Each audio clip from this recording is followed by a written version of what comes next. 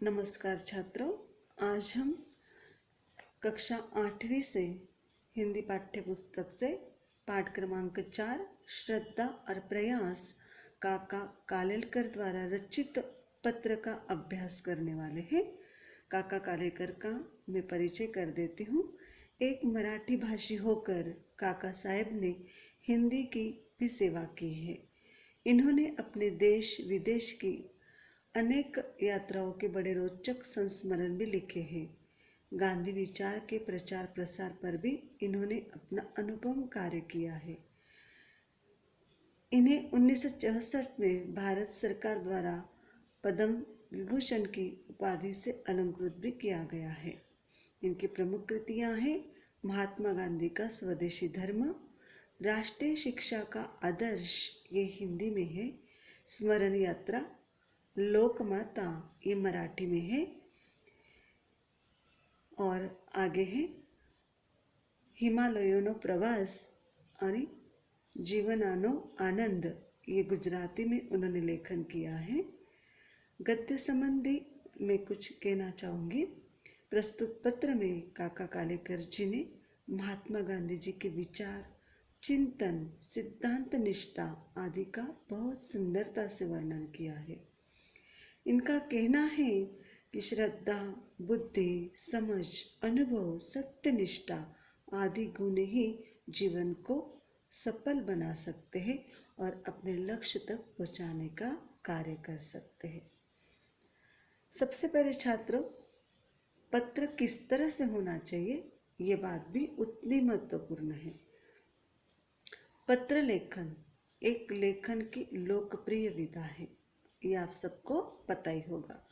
पत्र के माध्यम से हम अपने विचारों को अभिव्यक्त करके अपने प्रिय व्यक्ति तक पहुंचाने के लिए हम पत्र का उपयोग करते हैं। इसलिए पत्र लेखन जो है एक लोकप्रिय विधा है।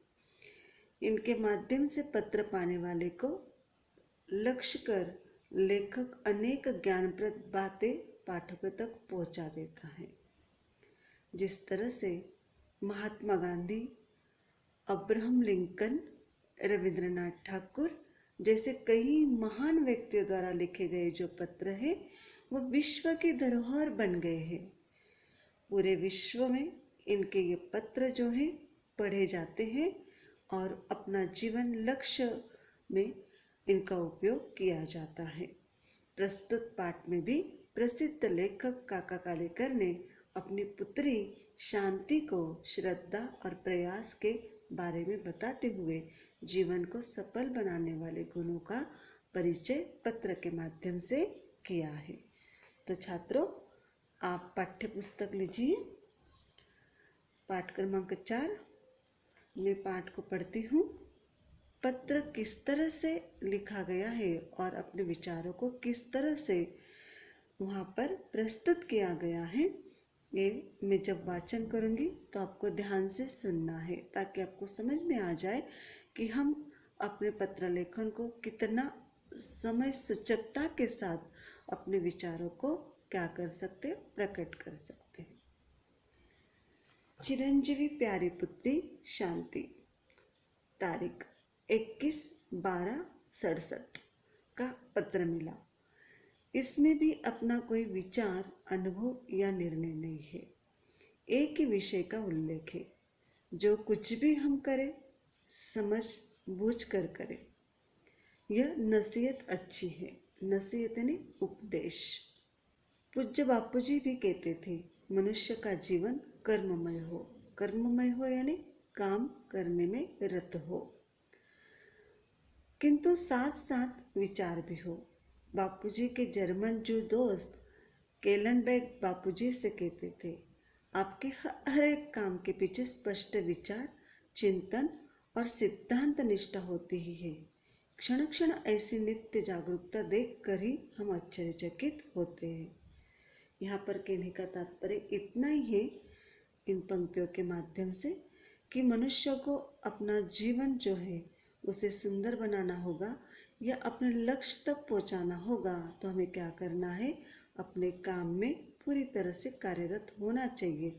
सिर्फ काम ही नहीं करना है, साथ में उस काम को विचार में लाकर अपने लक्ष्य को हासिल करना है। आगे देखिए, दूसरा प्रमाण पत्र गांधी जी को पंडित मदन मोहन मालवीय जी की ओर से मिला था। वे बापूजी से कहते थे, कैसा आश्चर्य है कि हम अनेक लोग मिलकर अनेक ढंग से चर्चा करने पर भी जब निर्णय कर नहीं सकते तब आपके पास आते हैं। आप सबको संतोष हो ऐसा निर्णय देते हो। संतोष आनंद की अनुभूति या फिर अपने मन में जो विचार है उसे मिलने वाली तसल्ली अथवा रास्ता सुझाते हैं। यह तो ठीक है, लेकिन इतनी जल्दी तुरंत निर्णय देते बड़ा कौतुक होता है। पूज्य बापूजी के मुंह से ही ये बातें सुनी थी। पूज्य बापूजी सिद्धांत निष्ठ तो थे ही, उनके सिद्धांत उनको अंध नहीं बनाते थे। सिद्धांतों का निर्णय और अर्थ के तार्किक बुद्धि ने करते नहीं थे। इसलिए मैं कहता था, गांधी जी कभी भी तर्कार्थ नहीं थे, कोई भी बात तर्क बुद्धि पर नहीं करते थे।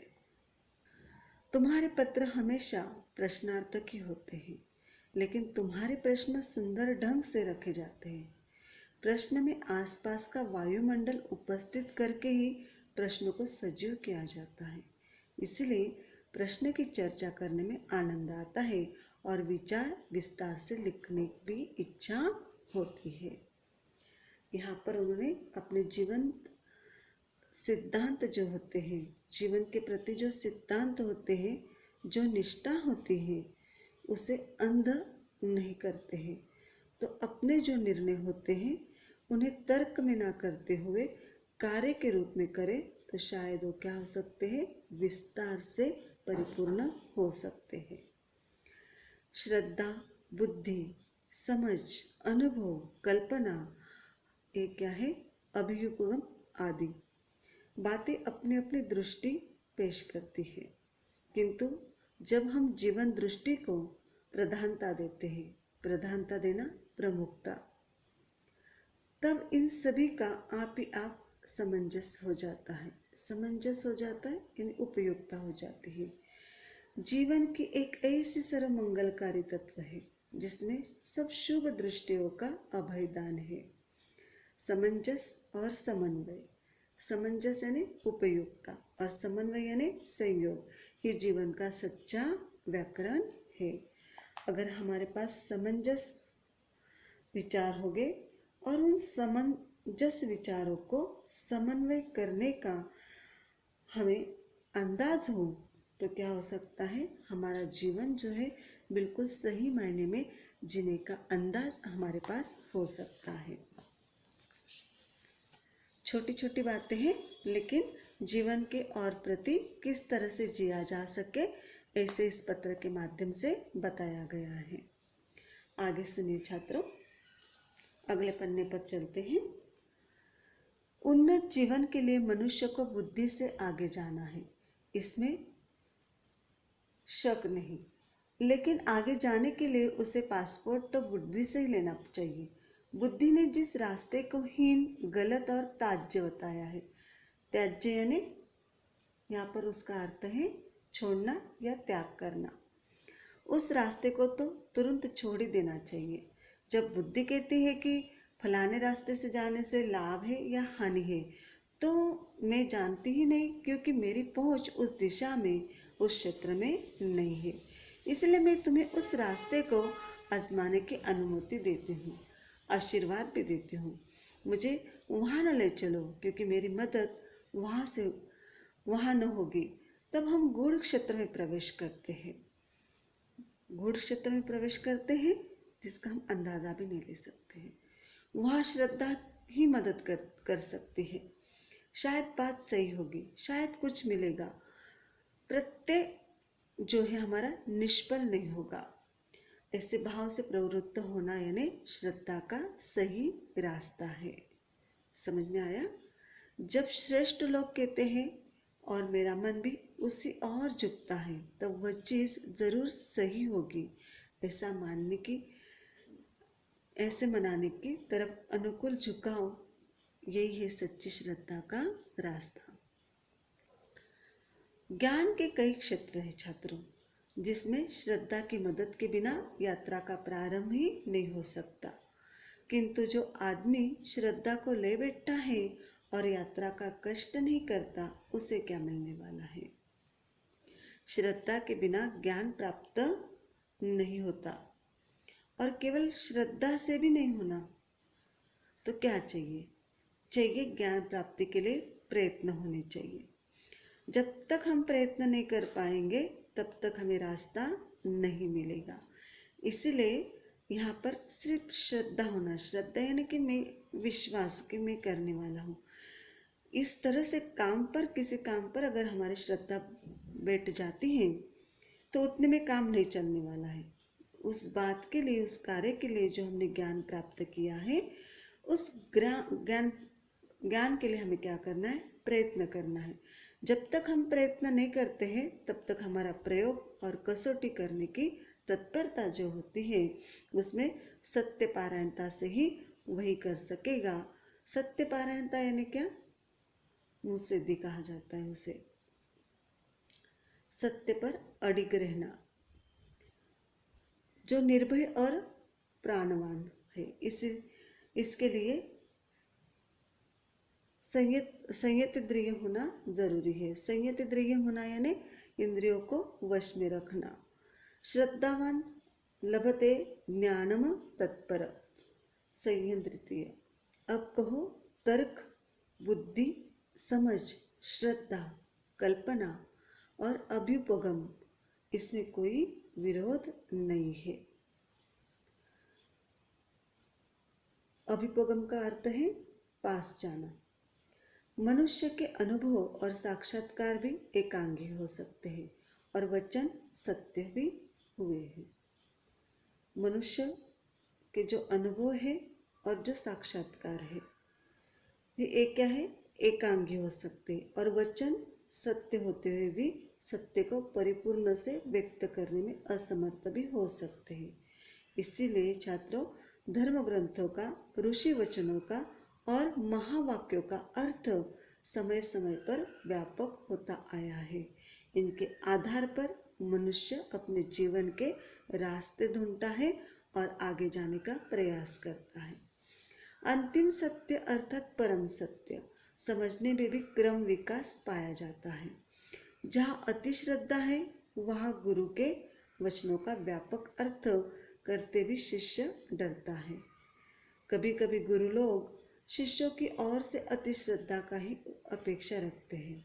ऐसे लोगों ने ही सिद्धांत चलाया है, श्रद्धा रखो तो बेड़ा पार है, उद्धार हो ही जाएगा। किसी बात पर भी अगर विश्वास किया, मन से उस बात को अपनाने का प्रयास किया, तो जरूर हम क्या कर सकते हैं? अपने लक्ष्य को हासिल कर सकते हैं। इसमें अलबुद्धि आती है, जो प्रगति के लिए मारक है। सत्यनिष्ठा, आत्मनिष्ठा और अनुभव मूलक जीवन निष्ठा, यही मुख्य बात है जो अपने जीवन को सार्थक बना सकता है और अपने जीवन के लक्ष्य तक पहुंचाने के लिए इन मुख्य बातों को अपनाकर हम क्या कर सकते हैं? उस मंजिल तक पहुंच सकते हैं। काका के सप्रेम शुभ शिष्य, शुभ शिष्य ने शुभ आशीर्वाद। आई बात समझ में? इसलिए हमारे जीवन को सुंदर बनाने के लिए हमारे मन में उस काम के प्रति श्रद्धा होनी चाहिए, और श्रद्धा के साथ उस काम को पूर्ण करने के लिए हमारे पास हमारे खुद के प्रयत्न और प्रयास होने चाहिए। तभी हम जीवन में सफल बन सकते हैं। धन्यवाद।